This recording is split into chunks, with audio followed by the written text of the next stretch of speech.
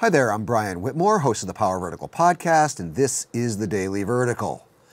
They're not just faraway countries of which we know little.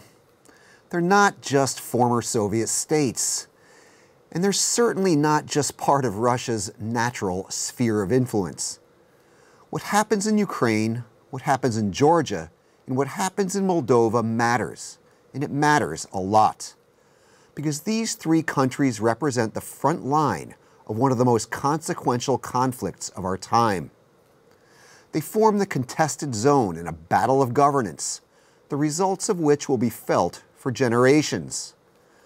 Because while what we're experiencing now is not really a Cold War in the sense that most understand that term, we nevertheless are in a battle between two normative systems on the Eurasian landmass. The one to the west is based on values we hold near and dear: individual rights, accountable government, transparency, the rule of law, and the sanctity of contracts. And the one to the east is based on a very different set of principles: patron-client relationships, cronyism, paternalism, and the subordination of the law to power.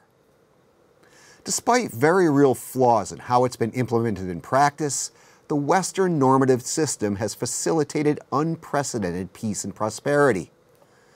The other normative system has led to repression and deprivation. When you strip away all the rhetoric and all the spin, this is the essence of the conflict between Moscow and the West. And in this war of governance, what happens in the countries in the middle, in Ukraine, in Georgia, and in Moldova, is far from inconsequential. Keep telling me what you think in the comments section, on the Power Vertical's Twitter feed, and on our Facebook page.